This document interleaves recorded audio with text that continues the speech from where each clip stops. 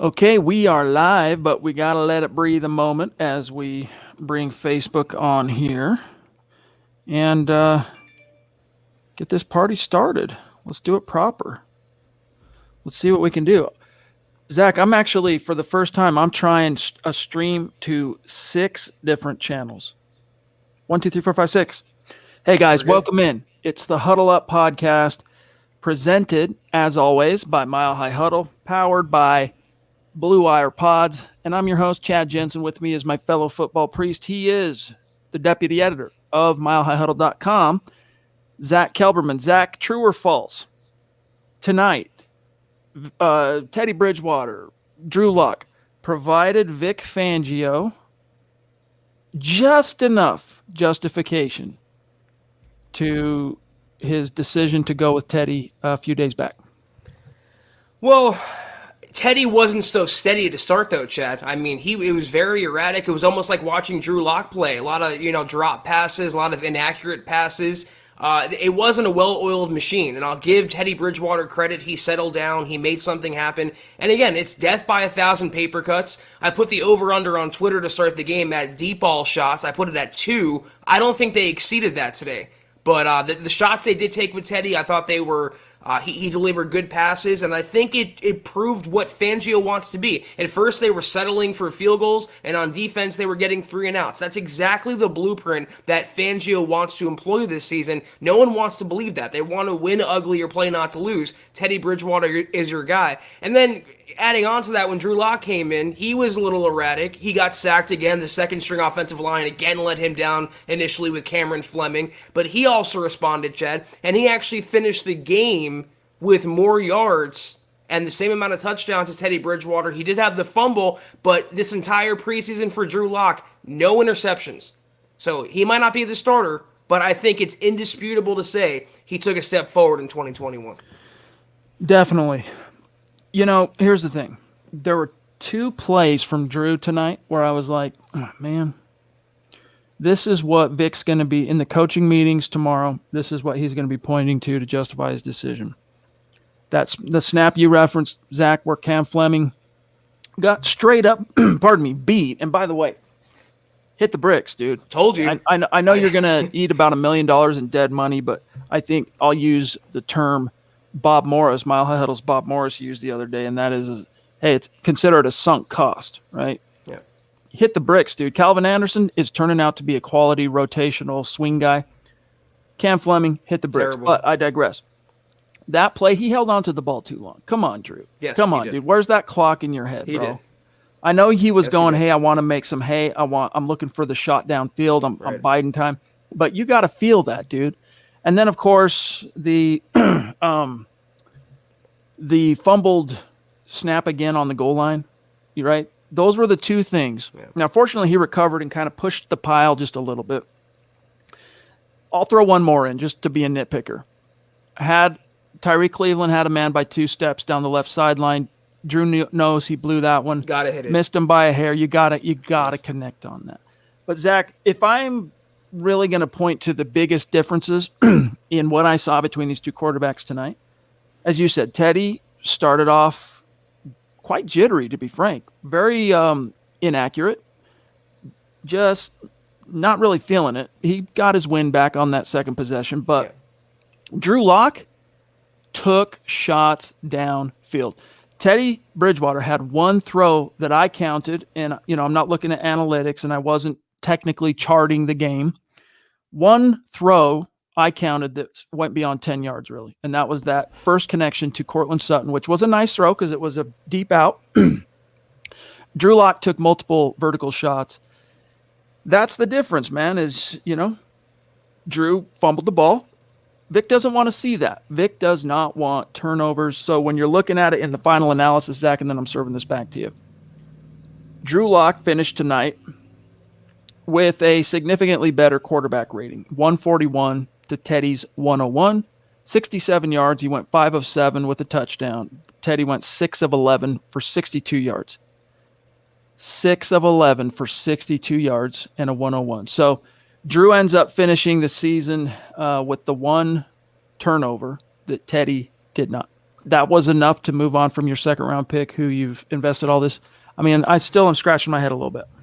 I am too, Chad. And again, he did not commit an interception this preseason, Drew Lock. I think he took a big step forward. It just was too little too late, apparently, in this game. Let me just say, though, kind of as an aside, it was so nice to see Courtland Sutton back on the field catching passes. That debut couldn't have gone better for number 14, and I think he's in for another big season, as Courtland Sutton tends to do. The thing about the missed Cleveland pass down the sideline, I'm right there with you. He needs to put a little more air under it. He has to hit that. Every quarterback has to hit that. One thing I noticed in that series, his body language was terrible. It was awful. A psychologist would have a field day with Drew Lock on that series. But what's encouraging, and it might not matter for the Broncos, but it matters for Lock as an NFL quarterback, he didn't bury his head in his hands. He didn't go into a shell. He didn't tank. He wasn't crying on the bench like Paxton Lynch. He rebounded. He had resolve. He shook it off, and he came out and actually played better after that. It's like typical Drew Lock from last season, where he would throw a pick in the first quarter and then throw 2 or 3 touchdowns, later in the game as the game went on. He's still a little erratic. And, watching them with the first stringers, I do still say that Teddy looks a little more poised. And the offense, when it gets going, because Pat Shurmur fits him a lot better, it looks a little more like it's in gear with Teddy Bridgewater. But there's no element of big play that we've seen so far. There's no element of pop downfield. And let me just say, if Drew Lock hits that pass, we're talking about a, 70-yard touchdown? I mean, those are the explosion-type plays I thought the Broncos wanted, and I'm right there with you. Why you not give Lock a chance after he didn't take a step back this preseason, he took a step forward, is still a little beyond me. Teddy is not going to pull the trigger on those opportunities. He'll take the check down. The only time he's going to pull the trigger on those opportunities is when his back's against the wall. So in other words, you're playing catch-up, it's garbage time, it's a 2-minute drill, you got no choice, you're out of timeouts, you got to push the ball. And because he doesn't do it on the reg, Zach, when he does actually resort to pushing the ball, it's never a good thing. It's never a good thing. Guys, lots more to get to. Real quick, Zach, I want to do an update on Facebook, but let's just grab a couple of early Super Chat superstars who are both non-American members of Broncos country. I love this. Broncos country, not a geographic location. It's a state of being. Tom is up there north of the 49th parallel saying defense can't hold third stringers. Teddy finally got something going. Drew settled in after the fumble. All I have to say, Lock, always be ready. Thanks, guys. Yes, indeed. And then Max Power from across the pond. Thank you, Max. He says it's very clear why Teddy won after tonight. Lock lacks awareness. Had enough time to throw a ball away, but his internal clock is like a sundial, meaning that it's primitive, right? If you're going to point to the one play, and it was a impact play, right? Because he lost the ball. Not only did he take a sack, but he lost the ball, gave the Rams basically 3 free points. But to hang your hat on that as a case in point for Drew this summer, I think you're tripping, to be frank with you, Max, because that was an atypical play from what we've seen from Drew so far this summer. Now, the Drew of old, sure, I'll go with you there. The Drew that we've seen this summer, I mean, maybe in camp there was, a few times complaints about him holding on to it, but not in these games, Zach. It's another situation where I might come around to maybe understanding the rationale with going with Bridgewater, but it's another game where I wasn't convinced he's far and away the clear, better quarterback, Chad. I mean, when you watch them play, both guys started off a little erratic, but let me tell you something. If that was Lock out there, misfiring with the first stringers and not getting anything going and stalling drives, he would have been eviscerated. Teddy Bridgewater's leash with the fan base is infinitely longer, and it comes out with comments like that. Again, you can talk about the Seattle game being the turning point, but even then, they completed the same number of passes. And this third game, even though it doesn't matter, even though the starters decided, Drew Lock finished, same number of touchdown passes and more yards. So it's not clear to me, Max, at all. Nor is it to me. Zach, hold your horses for just a second. We're going to grab your super chat. Before we get to that, we got to just give everybody a quick update on where we're at on our Facebook goal. Let me go ahead and get that off. Really quick here, guys. We have been really stoked to see every day new subscribers on Facebook. appreciate our super supporters, as we lovingly call them. It's $5 a month to become a supporter of MHH on Facebook. When you do, you get access to our premium VIP podcast content that nobody else but you get access to, including like today, the Trickle Zone, Broncos Book Club with yours truly, and then tomorrow, Kelberman's Corner at noon Mountain Time. Appreciate you guys. Also, guys, here's where we're at, Zach, on the march to 500K. We are going to give away a Von Miller jersey plus a very special little MHH memento to a randomly selected person that's following the page and contributing to our goal when we reach 500,000 stars on Facebook.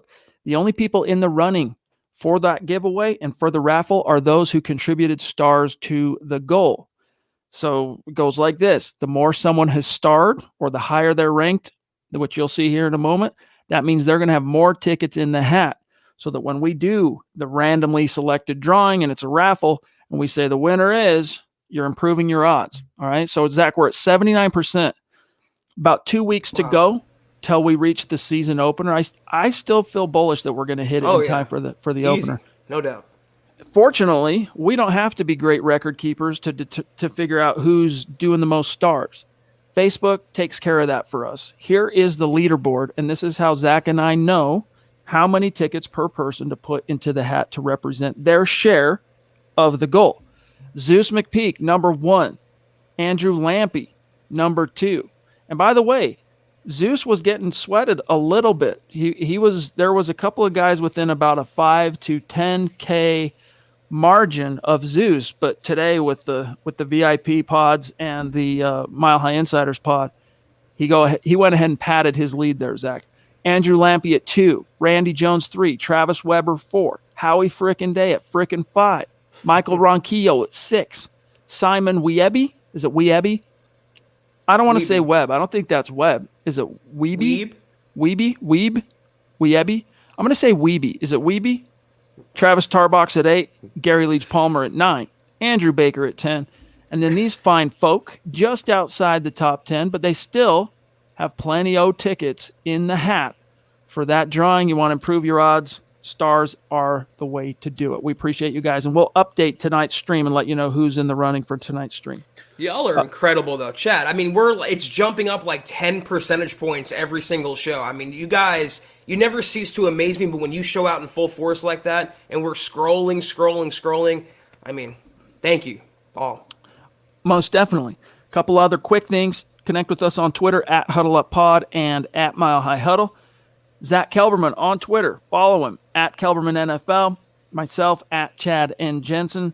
If you'd like to get one of these fine MHH trucker hats or a t-shirt or a face mask or a hoodie, go to huddleuppod.com, get your swag on, and support the brand. Help us out. It's another great way to support what we do here. Also, guys, kindly give our Huddle Up Podcast Facebook page a like and a follow. Helps us out a lot. We got big plans for that page, but we got to get it to scale, and we're getting there. We're at 3,000 followers on that page, and it's only existed for 2.5, 3 months, but we need to keep it going. We got to keep going, and then we'll unveil what we got planned there. And if you're not in a position to be a supporter, to super chat, to throw up stars, to buy some merch, it's all good, guys. We're seriously just stoked to have you with us. Make sure that you are subscribed. Kindly like this video if you're on YouTube and Facebook especially. And if you think we're doing a good job, or at the very least, you respect the effort, then share this video out there. Help us continue to grow and reach those new like-minded Broncos fans that are just like you. All right, back to Zach. Appreciate you, Zach. And by the way, Zach, I don't recognize this Zach. So welcome. Thank you. Appreciate the super. Connect on Twitter. He says, Zach and Chad, be honest. How do you feel about that 0-4 start? Felt sick to my stomach. LOL. Yeah, Teddy did not look good to open tonight's game, Zach. No, I know you're talking about the quarterbacks, but I thought it was really interesting. They had the broadcast on TV. They had George Payton up in the booth, and they were talking to him. And the biggest takeaway, aside from the obvious questions about quarterbacks, he said the Broncos, it's imperative they get out to a strong start this coming season. So your 0-4 comment reminded me of how Fangio is winless in September still. That cannot happen. And you get the feeling based on Peyton's comments, Chad, if they do start slow, the flames under Vic Fangio's behind are going to be engulfing. Yes, indeed. As they should be. As they should be. Jonathan, what's up, brother? Good to see you. He says O-line depth is bad. I'm not going to say O-line depth is bad. If you're just going like unit by unit, Jonathan, I feel you. The second string was a far cry, especially in game 2 and 3 from the first team. But like the left tackle or the swing tackle, Calvin Anderson, I'm not really sweating him. I think the depth between Quinn Miners, Netani Muti, Austin Schlottman, depending on who they ultimately keep, I think that's a solid swing trio to fill whatever gaps you might need down the road. I'm not too so worried about depth. He goes, Sutton and Vaughn being back feels so good. Teddy played as expected. Check down, check down, check down, check down. Although I will say, Zach, I was somewhat impressed on that touchdown throw to Sutton that he broke the pocket and scrambled a little, made a play. Drew Lock played better, in my opinion. I'm going to miss that guy. Yeah, he played better, but it was, Zach, that was the perfect way to describe it. Last fall, we would often lament Drew Lock's penchant for having to exercise a demon before he could kind of get into a groove. First, second drive of the game, pick, boneheaded play, whatever it would be, he'd kind of get it out of his system and then settle in. It kind of felt like that today. But once he did get that out of his system, Zach, that first drive and, well, that sack fumble, he did look good. He would have looked even better if he would have connected on that deep shot to Tyree. Yeah.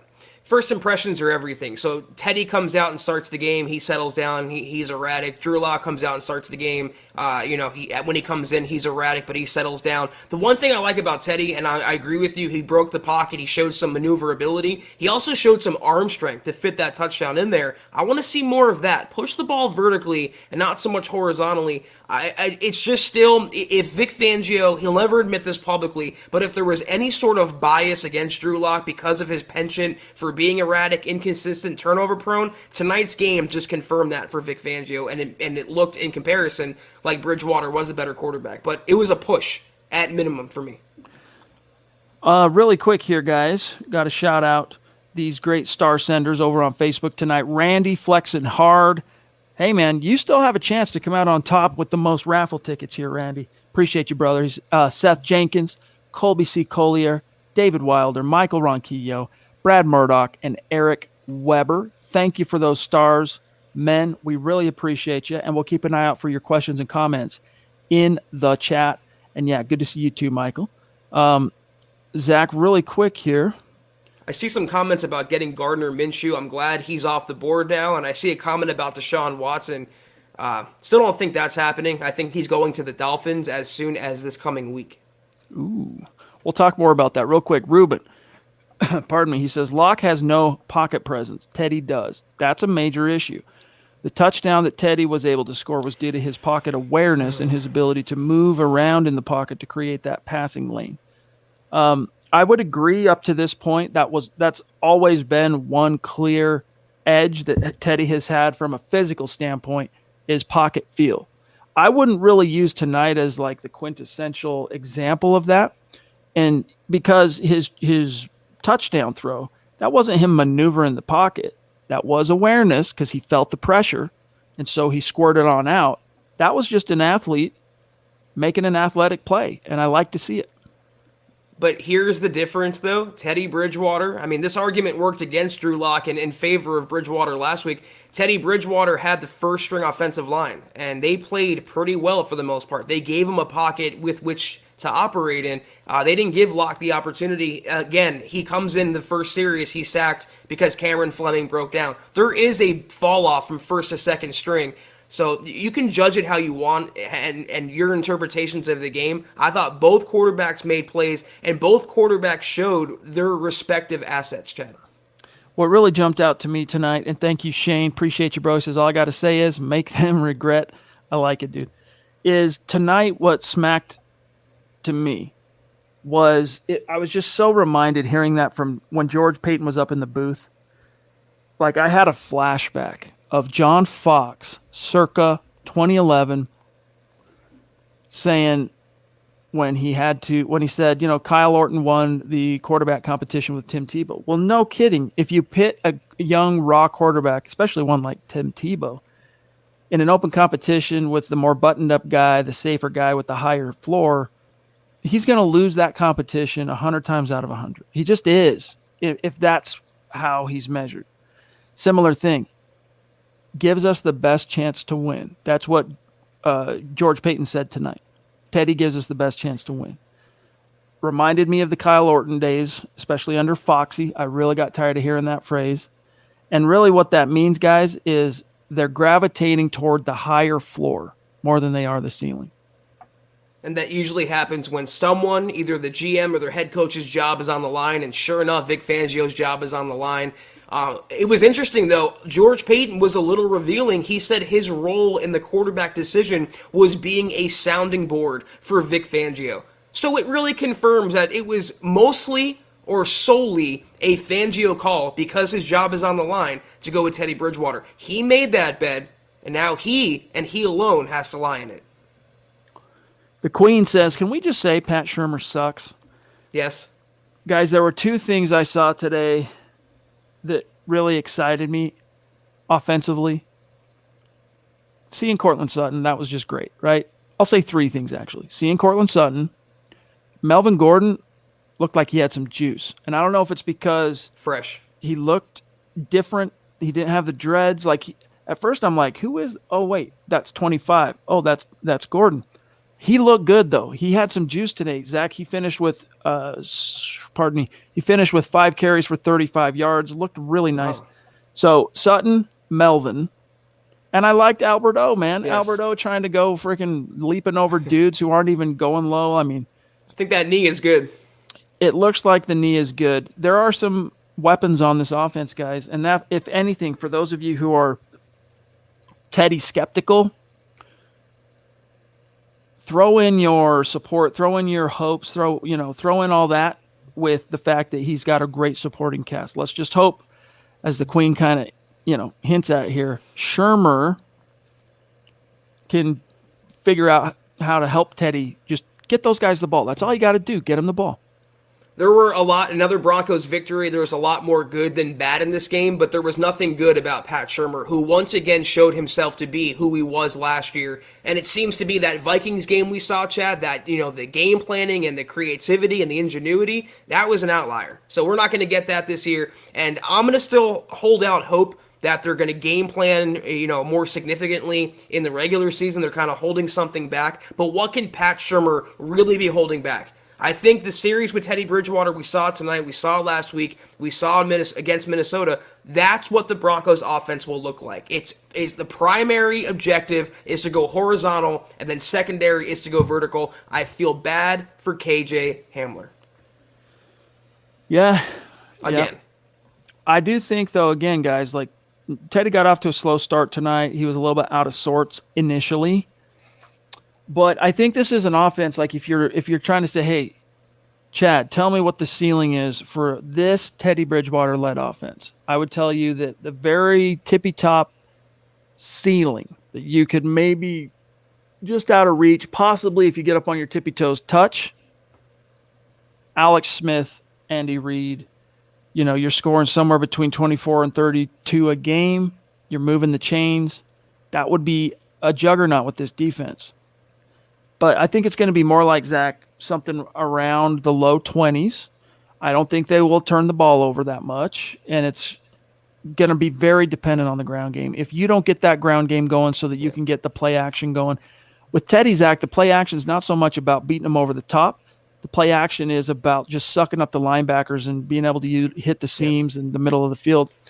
Fernando, if Locke continues to make progress, we will have an opportunity. Will he have an opportunity to take over for Teddy? There's no way this is the last of Locke. Locke is done in Denver for now, until and unless Teddy either plays himself out of the job, Zach, or gets hurt. Knock on wood. Let's hope Teddy does not get hurt. But yeah, Drew's done. They moved off him, guys. So he's no longer in the team's plans for the long-term answer at Q. And maybe he wasn't. Maybe after last season they decided, in fact, maybe George Payton in his sit down, his first interview with the club as a prospective GM, maybe he said, no, I don't think Drew's the answer. If that's the case, frying pan, back of the head, why'd you pass on a quarterback at pick 9? So I do think they were holding out some hope. This was a decision still motivated, Zach, by the imminent demand of winning for Vicky Pooh. Yeah, a couple of points I want to just touch on real quick. When Bridgewater was in the game, it's no coincidence that he started to heat up when Melvin Gordon was kind of heating up and running well. It's if anything, Chad, like you said perfectly, it's not so much with Teddy Bridgewater taking shots over the top, even though we'd love to see it with these weapons that they have. It's keeping the defense honest. It's keeping 8 men out of the box and off the running backs' backs. And the thing about Drew Lock.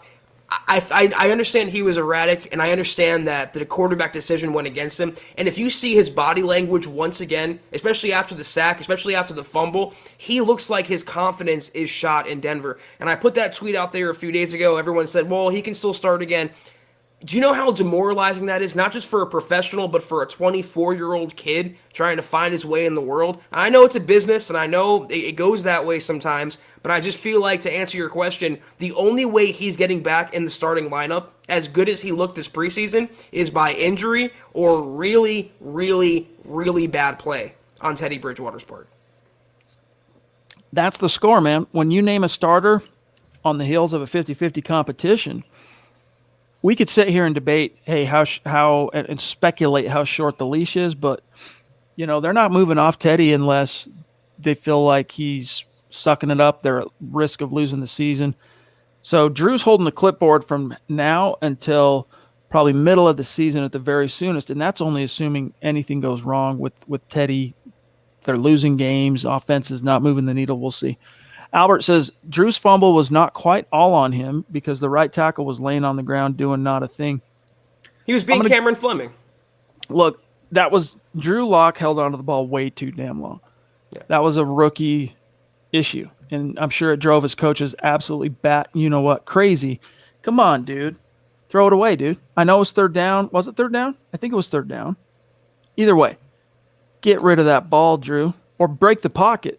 You can't chill there for 3-4 seconds and expect not to get beat, man, or hit. And plus, as the television broadcast did a good job of illustrating, Zach, he wasn't burping the baby. He didn't have 2 hands on the ball. Loosey-goosey, boom, ball comes out. Look, Fleming sucks. I'll give you that, Albert. Didn't help that he got so beat one-on-one, but Drew, that fumble ultimately was on Drew. It was, yeah. I would say it's like 60-40 on Lock, but even though Cameron Fleming, you would like to see a tackle hold his block and not fall to the ground. It doesn't matter, but I wonder who the intended receiver was that Lock was waiting to get open. If it's someone like Tyree Cleveland versus someone like Trinity Benson, you wonder if the speed, he was waiting on someone to break open downfield. And then you wonder if it's not such a common theme in a Pat Shurmur offense, it still looks like every time they throw long, it's some foreign concept, like it's 1940s football trying to come in the current era. So and one more thing about Lock, because I do want to move off the quarterbacks a little bit, Chad, while we're on here tonight. The defense played, there's stuff to talk about with that. They didn't allow a touchdown this preseason. I will say one thing, though. It's amazing how much better Lock played when they started to move him around, roll out, play action. Where was that last week? We will always wonder that.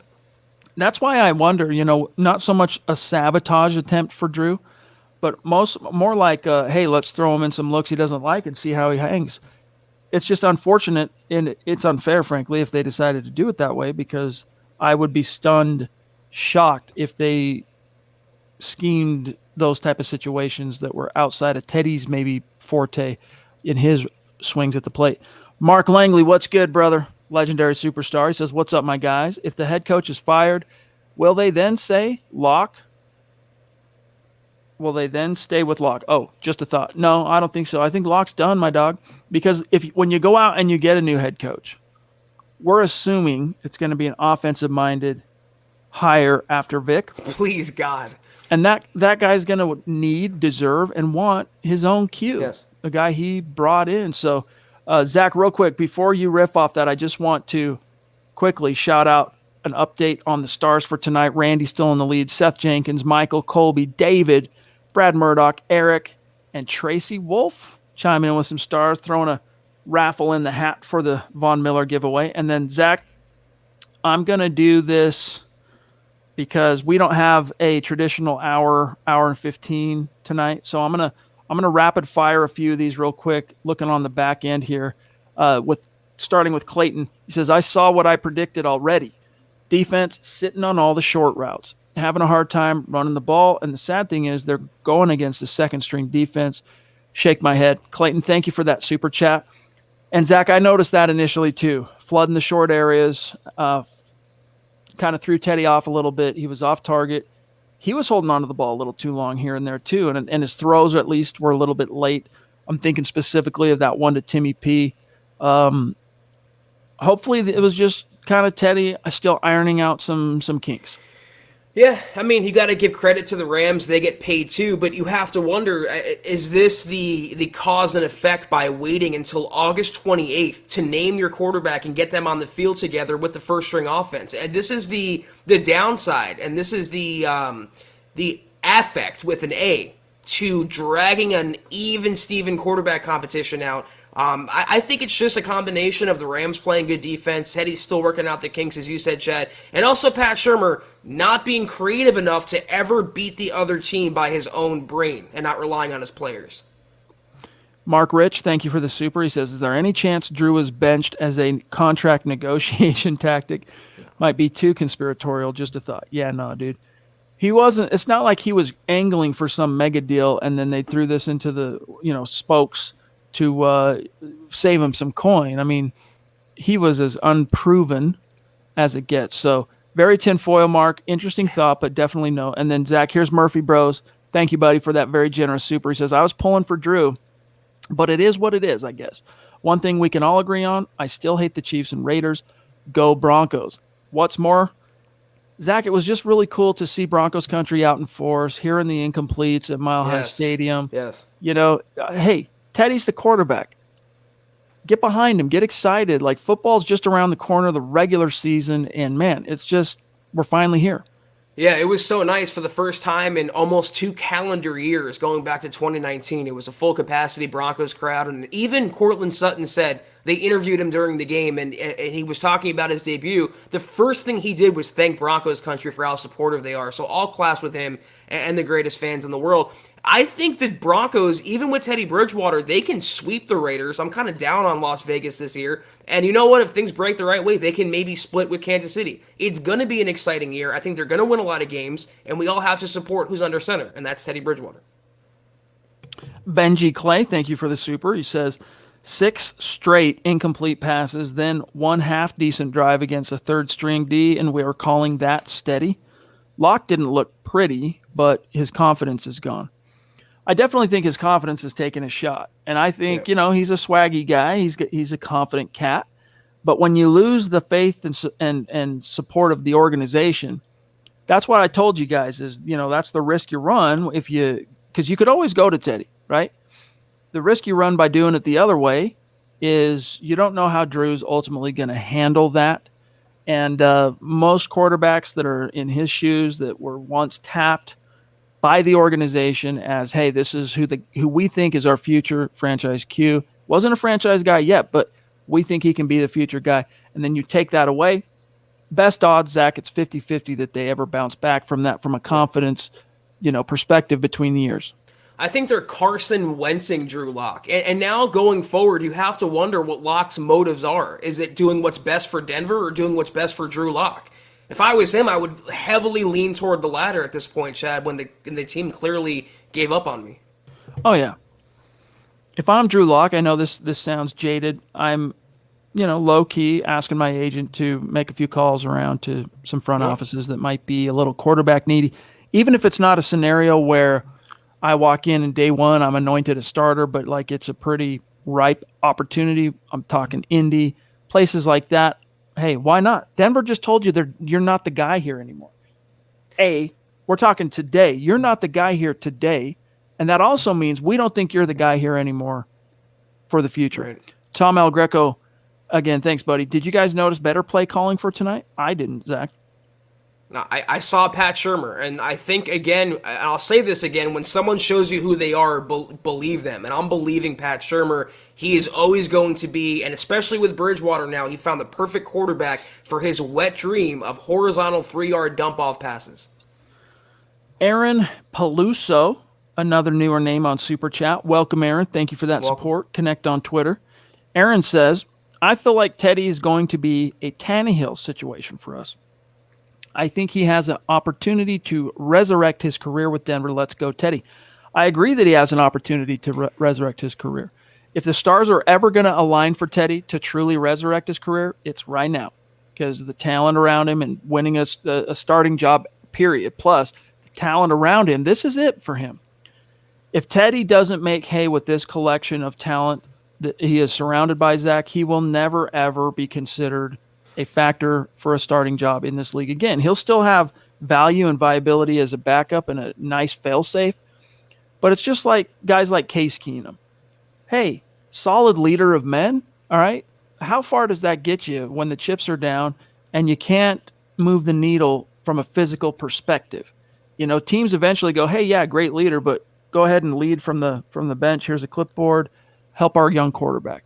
So that's it for Teddy. This is it. If he doesn't capitalize, and it's a great opportunity, I think he can. But at the same time, Zach, what that looks like, Teddy capitalizing on this opportunity, the best case scenario is kind of the peak days of Alex Smith in Kansas City. And if you can remember, why did they move off Alex Smith? Close but no cigar, right? They got close to the top of the mountain, many pieces around them. Great coaching, we can't say that's is happening and is going to happen in Denver. But he couldn't get over the hump for the Chiefs, so they went and drafted Mahomes. But I digress. I'm so glad you brought up a failed former Broncos holdover because what you were describing was the same exact thing we were saying about Joe Flacco just a few years ago, and the same thing applies. And I have one little hot take, non-rhetorical question for everyone out there. Does Teddy Bridgewater have a career to resurrect? You have to ask yourself that. He has a Pro Bowl nom. I understand he had the bad injury, but has he mostly been a starting quarterback or has he mostly been a backup guy, journeyman treading water in the NFL? I think you have to have once had a career to resurrect your career, and I think he's shown what he is. It's a really high-end backup and a really low-end starter, and the Broncos got that same exact guy. Hey, Jess, thank you for showing that love, my friend. And for the super chat, he says, I'm glad to see Sutton score. Let's go. Yeah, it was nice. And that's another thing, guys, like to try and move past any skepticism and misgivings and anything remotely negative. With Teddy, it was really encouraging, Zach, to see him looking for Sutton. It felt like a little bit of a pattern right there at the end when they got the touchdown and then they sat him down. He converted a big third down to Sutton on his what I think was probably, put it up there, maybe his second best throw. Yeah. Third best play. Right there with you. Yep. Second best throw behind that Salbert throw in Seattle. Good to see that connection. And then Tanner here. Thank you, bro. Appreciate you. By the way, Tanner, remind me what your Twitter handle is, dude. He says, I have many thoughts. One, the second O-line looked better with Quinn Bailey at right tackle, not Fleming. What does that Two, say? PJ Locke is a lock. 3, we haven't allowed a touchdown. That's impressive considering all the random things preseason can bring.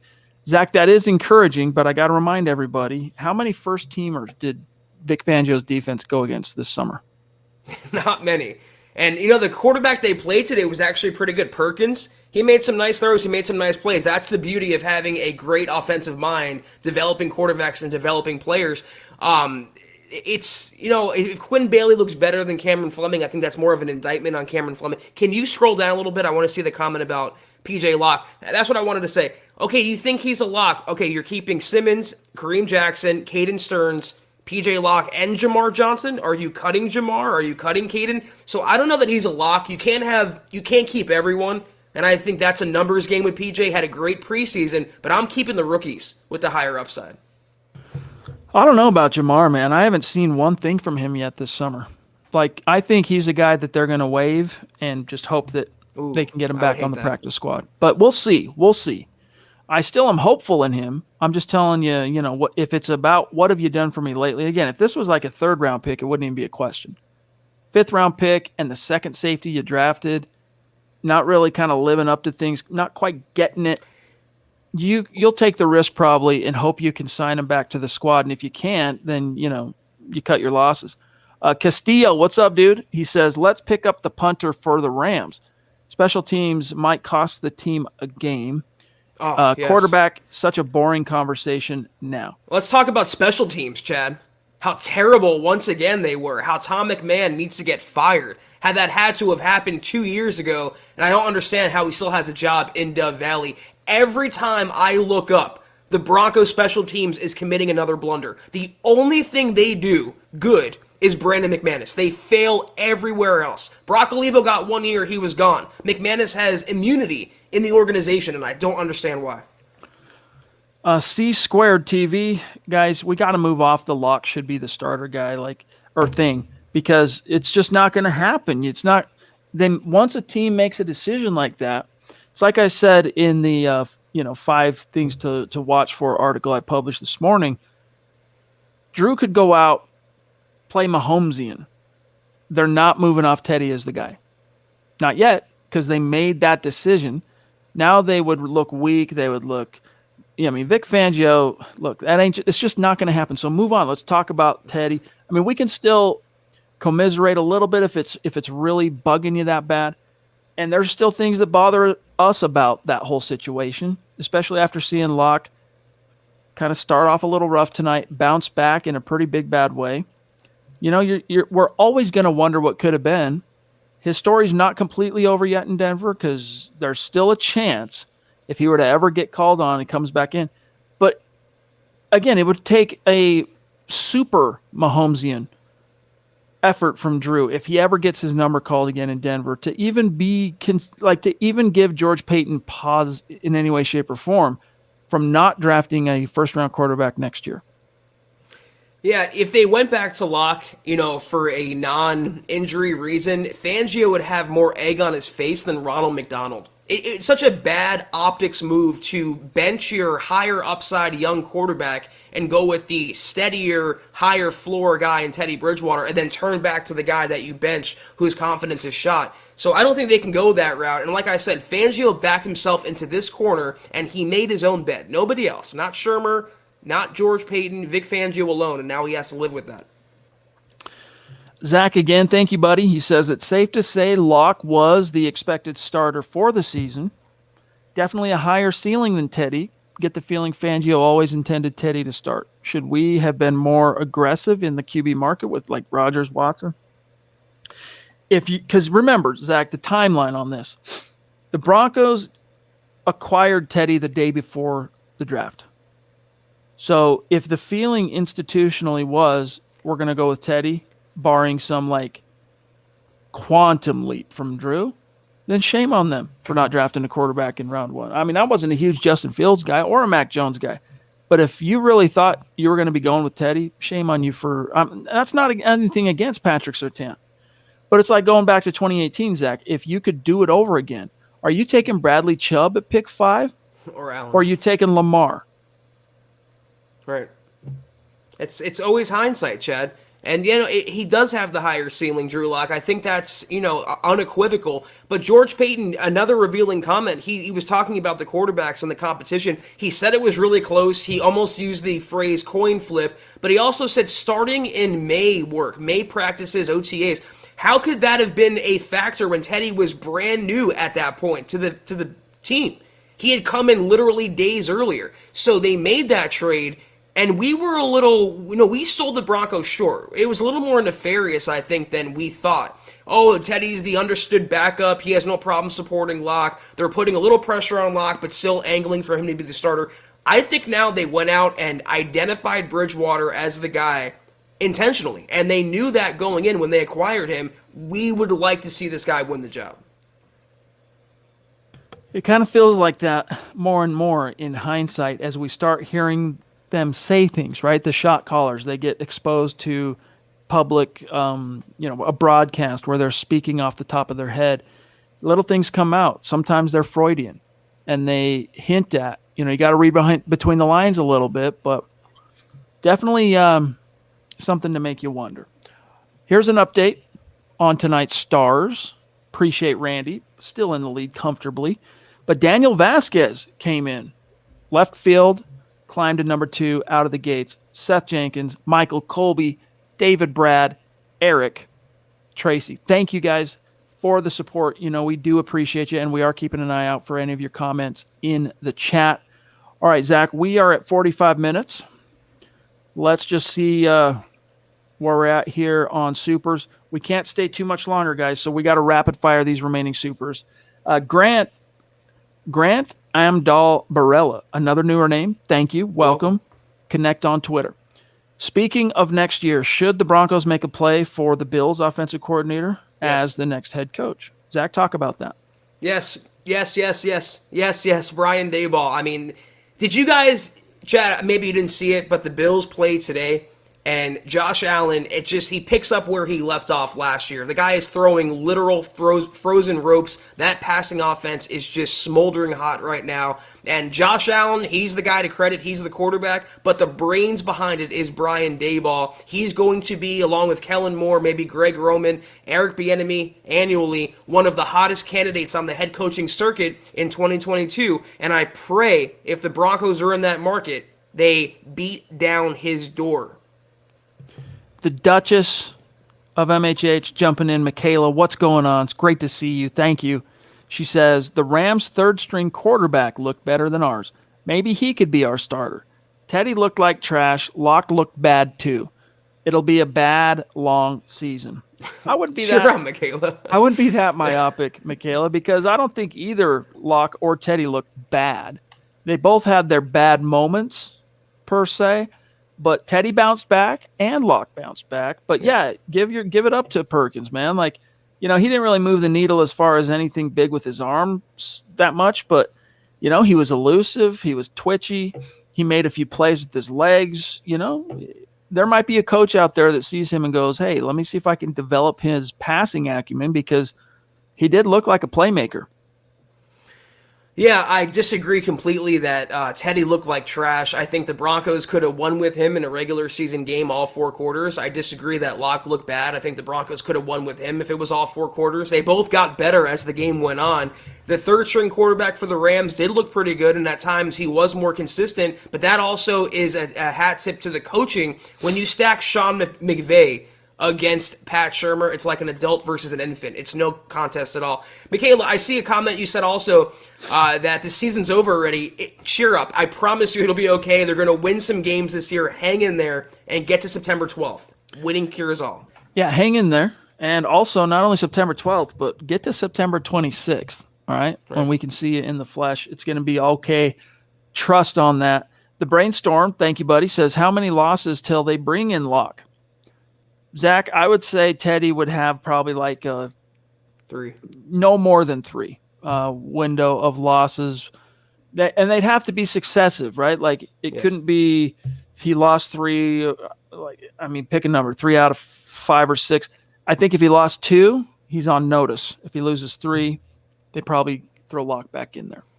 Yeah, again, though, we got this question like a week ago. Context does matter. How are they losing those games? Are they competitive? Are they in the hunt for a wild card? All those things will go into the factor in that decision. But the number one factor, Chad, as naming Teddy the starter, if Vic Fangio feels pressure to save his job, I don't think he'll sell out Teddy like he sold out Drew.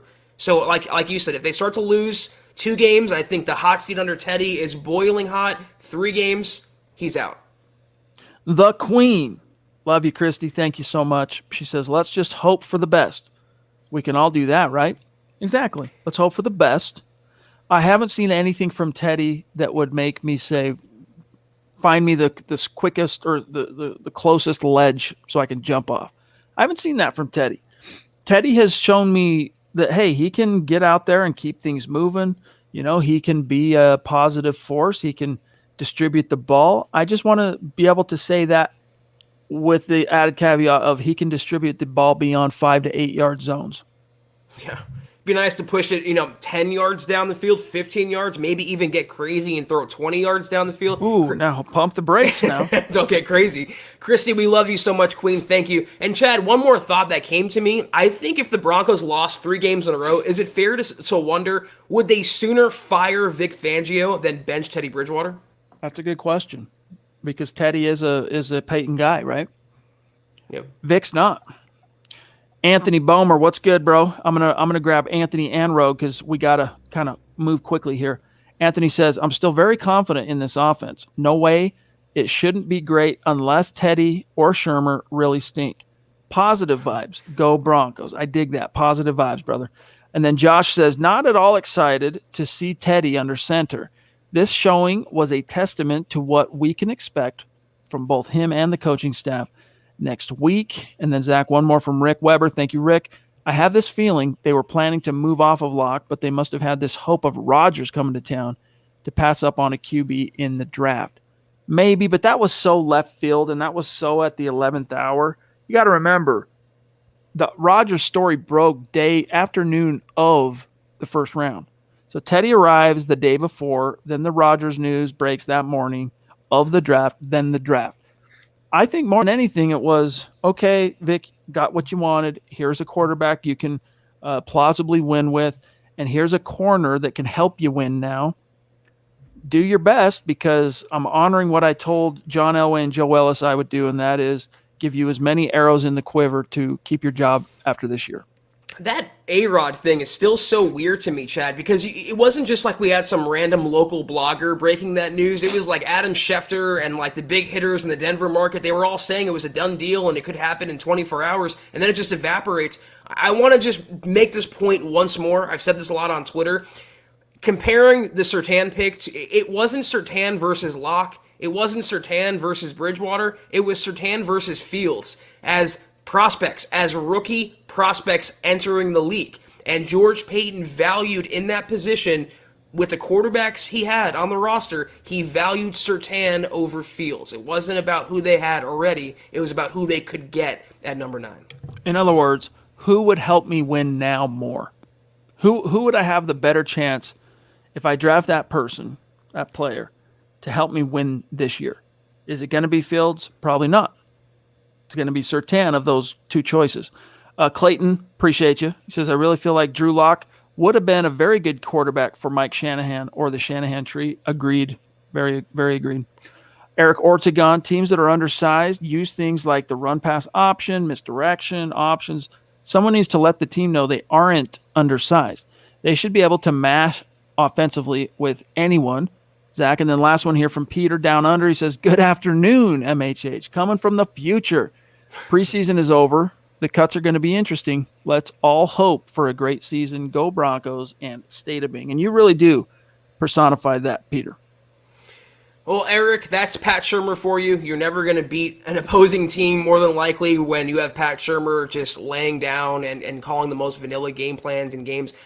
Peter, in terms of cuts, yeah, by Tuesday, Chad, they have to get from 80 players to 53 players. If my math is correct, that's 27 people who are going to lose their job in the next 48 hours. It's the worst part of the business for those individuals, but we'll know at least who's on the final roster, which is exciting. Best case scenario, though, is 16 of those 27 cuts could be re-signed to the practice squad, assuming there's not someone the team likes better that gets waived by someone else. So keep that in mind, too. Zach, again, thanks, buddy. He comes out of nowhere as a first-time superstar, and then he just drops knowledge. He says, off topic, I'm a current Ole Miss student. What do y'all think of the SEC merger, and how do you think other conferences will react? Super League. Zach? This isn't completely in my wheelhouse. Let me just say, though, I'm not really in favor of monopolies of any sort, business or sports or personal, whatever. I don't like super league, super teams. I'm a traditionalist. I like things as they were. This is all about money in the end, though, and it's going to suck for a lot of programs that can't raise the same money as a bigger program can. All right, but we don't have enough time tonight to dwell on that topic. We got to keep it Broncos. Grant, thank you, Grant. Yep, we got that one. Driscoll, what surprise cuts do you see coming on Tuesday? I don't really see anything too surprising, but if you want to kind of qualify it that way, talking about draft picks, recent picks, I could see Tyree Cleveland getting the boot. As I mentioned, I could see Jamar Johnson getting the boot because PJ Locke has outplayed him. I could see Seth Williams, rookie 6th rounder, getting the boot. But aside from that, Zach, there's no obvious TJ Ward here. And even TJ Ward, when he was cut, I mean, Vance Joseph stood up there and at the day he was cut, didn't even know he was cut at the podium. It surprised his own head coach. So I don't see anyone to use, Zach. I had Derek Tuska getting left off the roster. I think that's fairly obvious, though. I will say it's not a cut, but one surprise move that George Payton, again, was revealing about. He said the Broncos, and confirmed for the second time now, they're getting a number of calls about cornerbacks. So you wonder, Bryce Callahan, is he up in the air right now? What's his future in Denver? In a contract year, he has the foot problems. Maybe they'll look to move him. I think that would qualify as a surprise. Okay. Really quick here. We're going to grab no more supers, guys, because we're going to grab what's left, and then we really do got to go tonight. I'm scrolling down here because I know Tanner jumped back in. And by the way, the fact that we have to say no more supers, you guys truly are incredible once again. It's amazing, your generosity. Love you. Much love. Tanner, thank you. I just made note of that. Appreciate it. By the way, it's at Tanner_Costa on Twitter. Tom McMahon needs to go, says Tanner. It doesn't work. Broncos country doesn't deserve bad kickoff coverage. Broncos defense doesn't deserve it either. Got to try something else. Zach, I'm with you. I'm with Tanner on that. But what makes you think after everything, Vic Fangio, I mean, he's going down with this ship, dude. Exactly. That's just not going to change. It's frustrating, but it is what it is for now. I say this for Fangio, he's loyal to his subservience. He's taken Donatel along at various stops. He's kept Tom McMahon in employment when he's obviously fireable. I mean, I don't understand. The only thing that would save the special teams is changing the coaching. And you can make that same argument about the offense as well. And you know what's crazy? It's like you listen to, if you ever check out Pat McAfee's podcast, when he gets talking some of his old football stories and stuff from the Colts, he's an all-pro punter for the Colts that retired very young. He talks about Tom McMahon like he's a saint, like he's a freaking Hall of Famer. That's his opinion. Very, I see. Very strange because, hey, man, special teams coordinators typically, they last just as long as their coaching regime lasts, whoever their head coach. But he's had some real staying power here, right? Two words, Colby Wadman. All I'm going to say. Yeah. If you know the background on that, you know the background. All right, we got to rapid fire these, Zach. Velveta, thank you. He says they named Teddy the starter, but is the competition really over? I'm going to ride with Teddy, but I have a sense Drew will get his time this season. A lot of people think that. I wouldn't be surprised, but it will be very much so over Vic's dead body. Nathan, shout out from Long Beach, the LBC. What's up, dude? He says, great work, guys. Thank you very much. And then, Zach, I'm just going to take one last check on Super Chat, making sure. Yeah, that's it. So while I queue up the final tally on Facebook, Zach, any final thoughts on what you saw tonight? I do want to add that Patrick Surtain, the second PS2, is the real deal. He's amazing. His click and close ability, his ball awareness, his physical stature. I mean, the guy is a man amongst boys when he's playing with second stringers. Thank God he didn't get hurt in this game, but my God, is he going to have a wonderful career in Denver. I'm talking all-pro perennially. That's how high I see his ceiling. Champ Bailey said earlier this week, people say that he reminds them of me, and I got to agree with him. It's like, whoa, dude, that's some high praise. All right, final tally on Facebook tonight. Andrew Lampy leapfrogs, back to number 2. Randy, though, finishing number 1. Thank you, guys. Daniel, thank you, buddy. Seth, thank you. Michael, Colby, David, Brad, Eric, Tracy, thanks to each and every one of you.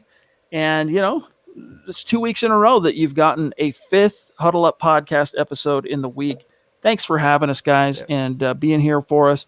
We've had a steady 500 some odd people in the chat this entire stream, Zach, so it's been really great to see. And I think We got one late last one. minute. Dante. Grab this one. Well, I'll grab sir. it, and then you answer, and then get us out of here. Dante, thank you, Dante. He says, I can't stay for the show live, but I'll give the entire pod a listen later. Teddy on offense really felt like it sucked the juice out of the first half. I don't know about that. He started a little shaky, but he bounced back and he scored both times he was on the field. Well, no, he had one punt. They had one punt. So 3 times, 3 drives, field goal, punt, touchdown. And that was the first time that punt, a Teddy drive did not end in points. So take some encouragement from that, Dante. Yeah, and just to kind of pivot off the quarterback point while we had the time for a second here, the defense guys did not allow a touchdown in 3 preseason games. I think that's something we're celebrating. And also, Von Miller played a lot better than I expected him to play. He was like the old Von, and I think that year off, it was unfortunate, but it did him, like we predicted, Chad, a lot of good physically. I think he's in for a Von Miller type season this year. Wrap that dude in bubble wrap until the opener. That's all right. I'm going to say. That's right. But guys, we're getting out of here for this evening. This was the Huddle Up podcast, and we will see you guys tomorrow night, and I will see you for KK tomorrow afternoon. But in the meantime, guys, be sure to follow the pod on Twitter at Huddle Up Pod. You can follow the main account. It's your one-stop shop for all Broncos news, analysis, rumors, film breakdowns, and so much more at Mile High Huddle. You can follow my partner Chad on Twitter at Chad and Jensen. You can follow myself at Kelberman NFL. If you haven't already, go to huddleuppod.com and get your swag on. Get yourself a trucker hat, get yourself a t-shirt, get yourself a gator. There's everything there, guys. I promise you, it's all good stuff. Also, facebook.com/Mile High Huddle. Big blue button. Become a supporter. You get instant access to KK tomorrow afternoon, Broncos Book Club and Trickle Zone every weekend. I believe it's every Saturday, Chad. Right? Is that BBC? Yep. Broncos Book Club every Saturday at 2 Mountain, and the Trickle Zone every Saturday at noon Mountain. There you have it. So get on that, guys. $5 a month. I promise you, great content, more on the way. We appreciate your patronage. Also, facebook.com/Mile High Huddle Pod. Like that page and follow that page. But if you can't do any of those things, we ask you to do these 3 things that help us grow and enhance our brand more than anything else. That's subscribe, like, and share this video and every single freaking video you see on the MHH platform. It helps us grow, like I said, and reach more Broncos fans just like you. We are out for tonight. Another Broncos win this preseason. We are onward to the regular season, week 1 against the Giants, September 12th. We'll be back in the saddle, 6 o'clock Mountain, 8 o'clock Eastern tomorrow night. I'll see you for KK tomorrow afternoon at noon Mountain time. Take care, guys. And as always, go Broncos.